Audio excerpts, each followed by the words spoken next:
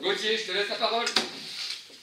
Mais c'est vrai que c'est toujours sympathique de voir comment Sanzin fonctionne politiquement.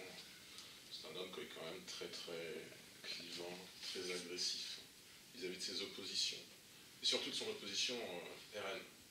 Ça, on l'a encore vu avec nos militants quand on a participé notamment à l'hommage annuel auquel on va tous les ans, l'hommage aux déportés, puisque notre parti, le Rassemblement National, s'est fait qualifier de parti de bas étage.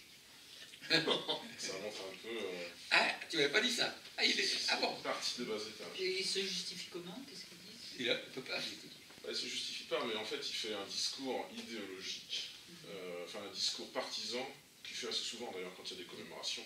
Il profite qu'il y a des échéances électorales pour nous dire implicitement qu'il faut bien voter, et puis que si les Nazaréens ne votent pas bien, ils auront donc le parti de bas étage en tête, ce qui se passera probablement au reste aux élections européennes et aux municipales. On est au cœur de cette campagne européenne, à 10 jours de l'échéance, puisqu'on est le 16 mai et le 26 c'est l'élection. Donc c'est le moment de se mobiliser. Merci de votre présence pour bien faire gagner la France aux élections européennes avec Jordan Bardella, que je pense que vous connaissez maintenant, parce qu'il y a 4-5 mois, il était peut-être moins connu, mais maintenant, et on l'a vu avec cette prestation télévisée, comme l'a dit Jean-Claude hier soir, face à Nathalie Loiseau, non seulement Jordan il est connu, mais il est connu que Jordan, maintenant, par la population, est compétent, qu'il est brillant en débat, qu'il sait correctement, plus que ça, défendre nos idées, et que c'est un excellent porte-parole, finalement, à la fois de Marine Le Pen, du Rassemblement National, et du message que nous voulons porter aux électeurs pour ces élections européennes, sur la manière dont on conçoit les institutions européennes, la manière dont il faut changer ça, et la manière implicitement dont on conçoit le rôle de la France dans le monde. Alors on est très heureux, je pense, de faire la campagne à la fois là, par notre présence dans des réunions publiques, et puis comme on fait sur le terrain depuis, moi j'ai noté, depuis le 16 mars, on a commencé à distribuer les tracts de la campagne européenne. On en a distribué 12 à 13 000 pour l'instant, de différents modèles de tracts. Il y avait un petit tract que j'ai pas là sur le djihad. Ce tract, le 4 pages, on a distribué un peu partout dans la circonscription, donc surtout dans les communes rurales finalement, puisque la circonscription est assez rurale, jusqu'à Malville, La Vaux-sur-Loire, etc. Et puis on a distribué aussi ce deuxième tract, un 4 pages aussi, plus petit, pour faire connaître nos argumentaires. Les deux tracts que vous avez sur la chaise. On a donné 12 000 tracts, et notre travail n'est pas fini, puisqu'on sera encore présent en boitage, on est sur les marchés aussi, on sera dimanche. On est tous les dimanches en réalité sur le marché de Saint-Nazaire, parce que c'est un peu là le lieu central de la politique nazarienne, hein, c'est bien le marché. Enfin, le marché, c'est les cafés, c'est la rue, quoi. C'est ça le lieu central de la vie politique nazarienne, et je suppose dans toutes les communes. C'est pas tant peut-être dans les salons de la mairie où régulièrement, comme je le disais en introduction, on se fait insulter explicitement ou implicitement. Je rappelle qu'on a des procès contre la mairie, dont l'un de ces procès, d'ailleurs, on aura le délibéré le 13 juin prochain. Si je ne vais pas m'attarder là-dessus, on verra comment tout ça sera jugé. On est donc chaque jour, enfin on est plusieurs fois par semaine sur le terrain, en boitage, on met les tracts dans la boîte aux lettres, ce que ne font pas les autres partis, parce que les autres partis, ils ne s'adressent pas directement aux électeurs. Peut-être qu'ils croient que si on fait la campagne uniquement par le numérique, sur Twitter, des choses comme ça, ils croient peut-être toucher l'essentiel de la population, alors que évidemment ils ne touchent pas les populations rurales, ils ne touchent pas par définition beaucoup de personnes âgées, et puis beaucoup de personnes tout court, parce qu'il y a beaucoup de gens qui sont sur les réseaux, et la société change, mais il y a quand même beaucoup de gens qui n'y sont pas aussi. Alors croire qu'on fait de la politique en étant que sur les réseaux sociaux, comme le croit République En Marche, c'est une erreur que nous ne commettons pas en allant directement dans les boîtes aux lettres des gens. Et en allant chaque dimanche sur le marché de Saint-Nazaire. Marché où nous ne voyons pas la République En Marche. On l'a vu une fois la semaine dernière, une fois le 31 mars. Marché où nous n'avons jamais vu depuis 1 an ou 2 ans les Républicains. Marché où nous ne voyons qu'une fois de temps en temps le Parti Socialiste, qui pourtant dirige la ville. Un Parti Socialiste dont on voit les désunions, pourquoi, les frictions. excuse-moi de te couper, pourquoi selon toi? Ouais, pourquoi sont vraiment à la gauche, hein? Et République En Marche et les autres ici sur le marché de Saint-Nazaire. Moi j'ai une petite théorie personnelle, je ne sais pas si c'est la vérité, mais on verra ça le 26 mai. Il me semble que ce qu'on voit sur les marchés, ça peut être quasiment une transposition mathématique des votes qui seront, qu'on va constater dans la ville. Alors si on voit peu la République en marche, ça peut témoigner d'un effondrement. Si on voit peu les socialistes, et si on les voit divisés en plusieurs groupes, parce que quand il y a un marché des socialistes, il y a un petit groupe place publique, parce que vous ne savez peut-être pas, mais la liste socialiste, en fait, c'est une liste place publique, Parti socialiste. Et la dernière fois qu'on a fait le marché, il y avait un petit groupe place publique à l'entrée du marché qui distribuait un type de tract, et puis il y avait le maire d'ailleurs qui distribuait des tracts. Première fois qu'on le voit distribuer un tract.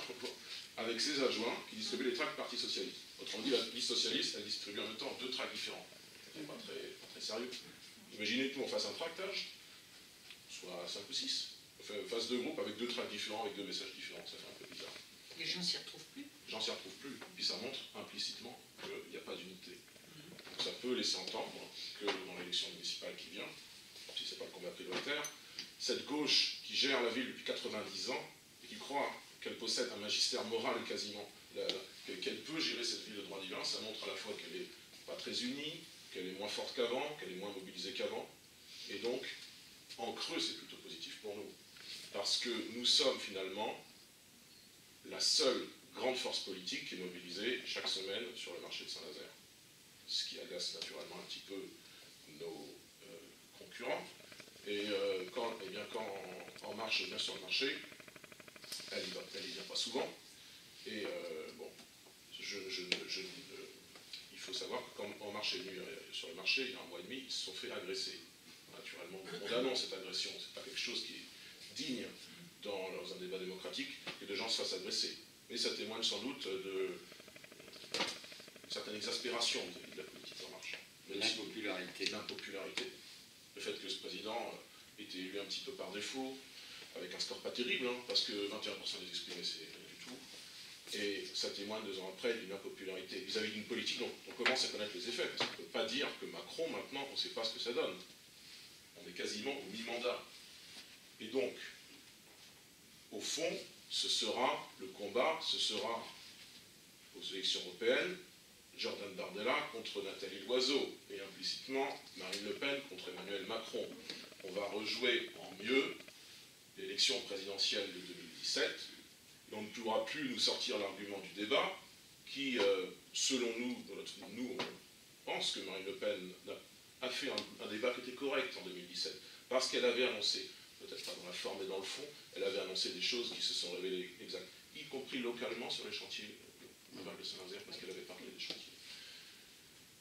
Et de toute manière, on a remis les compteurs à zéro hier soir avec un débat excellent du côté Rassemblement National, puisque Jordan, c'est quand même un jeune homme de 23 ans. Qui ne sort pas des grandes écoles. Qui ne sort pas des grandes écoles. Il est un vrai fils du peuple, parce qu'il est fils d'une famille modeste, famille immigrée par ailleurs. On a tous les traquenards qu'on nous met en face, finalement on les retourne, en retournant le poids de l'adversaire. Jordan, donc c'est l'exemple de la méritocratie républicaine qui a réussi à mettre à l'amende une ministre, laquelle a été directrice de l'ENA et laquelle est la candidate officielle du gouvernement, ministre des Affaires européennes qui plus est. Donc, ça prouve quand même à la fois explicitement notre compétence, notre technicité, et puis en creux la nullité des autres. Et pas seulement de Macron et de son équipe, la nullité de la classe politique au grand complet. Parce que si le bilan de Macron était si positif, on pourrait s'attendre qu'il soit devant nous, par exemple. Et pas que nous le dépassions maintenant de 2 points. Voilà. Il a donc eu le débat dont beaucoup de gens, tout de même, se sont accordés à dire qu'il était en faveur du RN.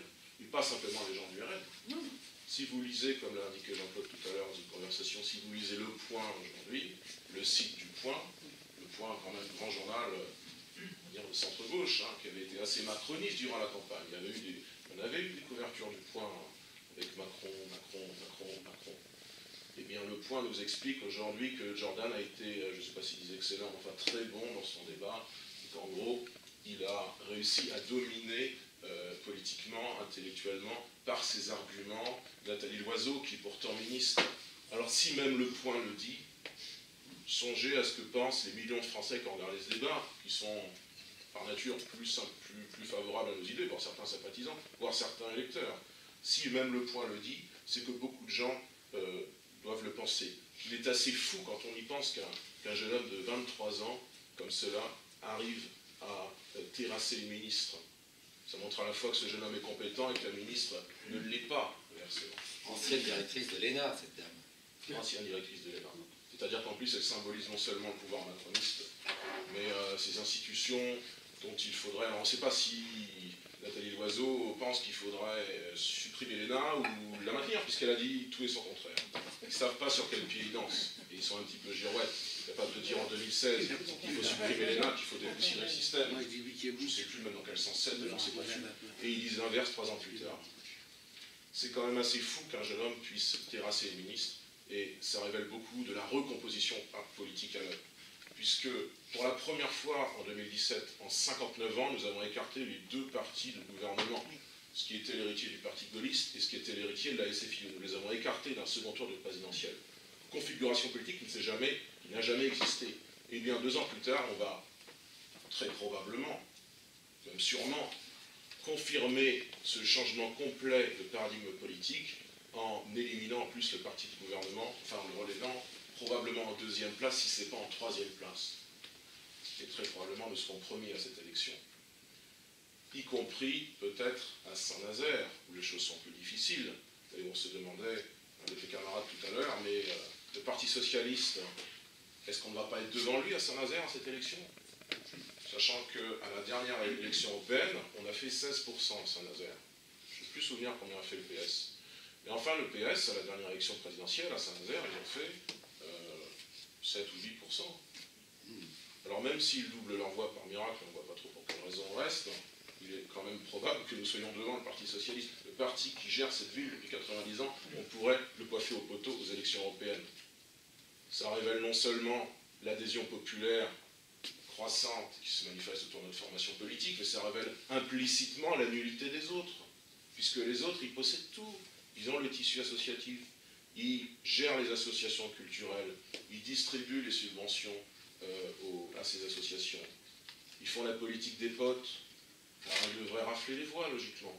Si le Rassemblement national, dans cette ville et dans d'autres villes, dans tant d'autres villes en France, fait des scores, ça ne révèle pas que l'adhésion vis-à-vis de nous, l'adhésion du peuple, ça révèle aussi la nullité des autres, encore une fois, leur manque de sens politique, et puis toutes les trahisons qu'ils ont faites depuis des décennies. Parce que quand un parti de gauche comme le PS ne fait plus une politique en faveur des catégories populaires et des classes moyennes, il est évident que son réservoir de voix va se vider. Et c'est ce qui arrivera prochainement aux Républicains, qui pour l'instant croient qu'ils ont le vote des retraités, mais ce vote va progressivement se transvaser vers d'autres formations politiques, à commencer par le RN. Parce que nous l'espérons, les retraités, comme toutes les autres catégories de la population, comprendront que notre message défend aussi objectivement leurs intérêts à eux. Et pas les intérêts des immigrés, et pas les intérêts, même s'ils sont bien sympathiques, des travailleurs détachés, par exemple. Toute la population, progressivement, va comprendre, parce que nous aurons précisé notre message, et que nous aurons des nouvelles figures comme Jordan, toutes les catégories de population, ça va des retraités aux femmes, en passant par les fonctionnaires, en passant par la jeunesse, toutes les catégories de la population vont comprendre que notre message n'est exclusif vis-à-vis de personne, qu'il n'exclut aucun Français, et que nous sommes les seuls défenseurs de l'identité et de la souveraineté française. Voilà. Alors c'est aujourd'hui, en ce moment, là, depuis qu'on a lancé la campagne, le 13 janvier, qu'on a commencé à distribuer les tracts en mars, vous le savez bien, de toute façon, je ne vous apprends rien, c'est la plus grosse bataille politique que nous menons depuis 2017. Vous avez, je pense, des souvenirs encore un peu frais de 2017. C'était fatigant, cette campagne présidentielle et législative. C'était fatigant, mais c'était exaltant. Et on a emmené Marine Le Pen au second tour. Et bien là, nous espérons que nous allons amener, pas le second tour, mais nous espérons que dans cette élection, un seul jour, un seul tour, nous emmènerons Jordan Bardella et la liste qu'il conduit en tête des élections en France. Tout comme très probablement en Italie, la Lega va, avec un tiers ou plus des voix, être première force politique du pays. Tout comme très probablement, nos alliés du FPO autrichien vont faire aussi un score canon, et de même en Espagne où ils commencent à avoir une force patriote autour de Vox. Et vous verrez petit à petit dans ces pays qui ne comptent, enfin, chaque pays est important, mais ces pays qui sont très peuplés, sachant qu'on est représenté au Parlement européen à proportion de la population des pays, eh bien vous verrez demain, peut-être, nous le souhaitons, une majorité pour une autre Europe au Parlement européen. Et qui dit majorité, qui dit nouvelle majorité au Parlement européen, dit la potentialité, la capacité de changer les choses à la tête de cette Commission européenne dont nous ne voulons plus, parce que nous considérons qu'elle est un gouvernement européen. Et bien, si nous avons la majorité au Parlement européen, on pourra commencer à changer les choses et véritablement à changer les institutions européennes.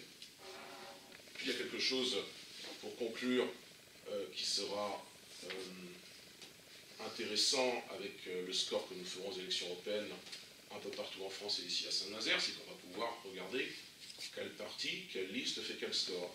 Et ensuite, calculer de manière assez précise, assez objective, ce que nous pouvons espérer dans cette autre échéance, qui n'est pas prioritaire parce que la priorité maintenant c'est l'élection européenne, cette autre échéance qui est l'élection municipale, sur laquelle on va embrayer assez rapidement en réalité. Et bien, on va voir si le FN fait, enfin si le RN fait tant, combien ça peut donner en pourcentage à l'élection municipale, combien ça peut donner en termes d'élus. Puis on va regarder aussi ces petites forces politiques dont on considère qu'elles ne devraient pas se présenter aux élections parce qu'elles perdent leur temps et qu'elles n'auront pas de députés, mais on pense à Debout la France, les gens qui nous ont quittés aussi il y a 2 ans de ça, les gens de chez Philippot, les gens de chez Asselineau, tous ces gens qui ont le mérite de faire des listes sur des programmes qui sont sensiblement plus radicaux que nous, enfin qui sont moins sérieux que nous, on va dire, sur les questions européennes, qui feront quelques voix, qui là n'auront pas des élus à l'élection européenne, mais ces gens-là, ils ne feront pas de liste aux élections municipales. Et ils vont donc logiquement se reporter pour une partie d'entre eux sur la liste RN, qui sera la seule liste, objectivement, qui ne fera pas du 101. Parce qu'il va y avoir la liste 101 du PS, qui fera du 101, c'est bien normal. Il va y avoir une liste insoumise, sans doute, qui fera une politique de gauche, comme ce n'est pas la politique que nous voulons. Est-ce qu'il y aura une liste à droite et est-ce qu'elle pourra se qualifier au 2e tour? C'est pas vraiment certain, c'est pas du tout dit. Il y aura sans doute une liste, non certainement d'ailleurs, une liste République en marche, mais qui fera une sorte de 101 bis. Parce que vous avez peut-être vu qu'il y a des élus centristes qui sont partis dans la majorité. Et donc la seule liste qui ne fera pas la politique de David Samsa à Saint-Nazaire, ce sera la liste du Rassemblement national, sur laquelle on va commencer à travailler après les élections européennes. On va embrayer mi-juin, fin juin sur cette question, sur cette élection. Eh bien, les électeurs de Nicolas Dupont-Aignan, les électeurs de Florian Philippot, les électeurs de François Asselineau, qui aujourd'hui, aux élections, enfin le 26 mai aux élections européennes, vont donner entre 7 et 9% des voix a priori à leurs candidats respectifs, tout cela pour aucun effet parce qu'ils n'auront pas de députés, qu'ils réfléchissent intelligemment sur la liste qu'ils souhaitent soutenir à l'élection municipale. Et ça peut être ces 7, 8 ou 9%, même s'ils ne se reportent qu'à moitié sur notre liste, ça fait déjà 5%, c'est pas mal. Ça peut être comment dirais-je, ce qui fait la différence dans une élection et qui nous fait passer de minorité active à demain majorité, la gestion de la mairie. Alors là, ce ne sera plus la même chose pour le PS. Si le RN gère la mairie, ils ne feront pas la même tête. Voilà, c'est pour les grandes échéances à venir. Moi, je pense qu'on est bien payé, vous entendez. Je pense qu'on est bien parti. Sincèrement. Et c'est comme un train qu'on ne pourra plus arrêter. Oui. C'est un train que. Enfin, il faut. Oui. Runaway Train. Runaway Train. Voilà. Tu connais pas le film? Non, je ne connais pas ce film. Je ne connais pas ce film. Moi, je t'enverrai le lien. Mais je regarderai avec plaisir.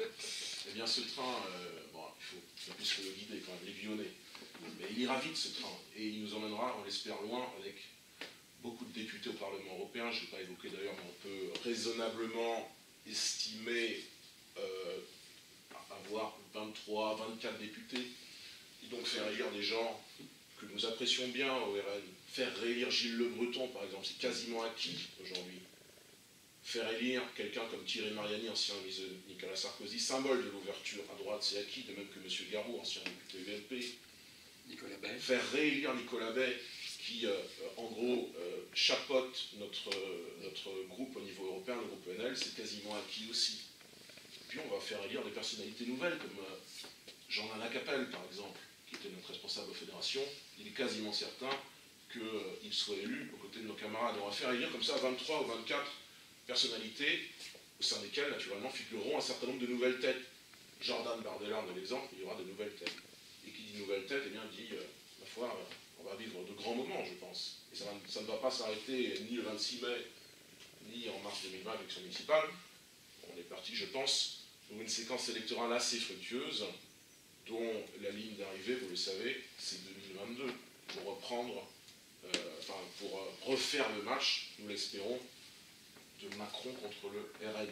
Et je pense que le match aura une issue différente cette fois. Voilà, c'est tout ce qu'on peut souhaiter. Et donc merci de votre présence et mobilisation jusqu'au 26 mai prochain. Merci. Merci à toi.